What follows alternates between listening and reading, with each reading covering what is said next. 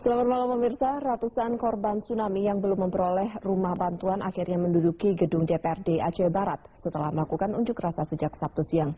Aksi ini dilakukan karena tuntutan mereka terkait rumah bantuan tidak ditanggapi pemerintah Kabupaten Aceh Barat. Para korban tsunami nekat bermalam di gedung DPRD Aceh Barat dengan membawa anak-anak mereka. Aksi ini terpaksa mereka lakukan karena berbagai upaya untuk mendapatkan rumah bantuan tidak membuahkan hasil. Salah seorang korban tsunami yang berasal dari Kecamatan Merebu, Sulastri, mengatakan aksi menduduki kantor DPRD dilakukan menyusul sikap Pemkab Aceh Barat. Sewaktu unjuk rasa yang dilakukan sejak Sabtu siang, tidak seorang pun pejabat pemerintah Kabupaten Aceh Barat bersedia menemui warga.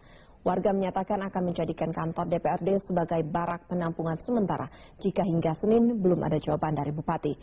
Kurangnya perhatian dan pembagian rumah yang terkesan diskriminatif disebut menjadi pemicu aksi ini.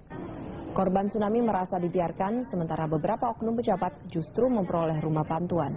Korban tsunami meminta Gubernur Aceh dan Presiden turun tangan mengusut permasalahan yang mereka hadapi.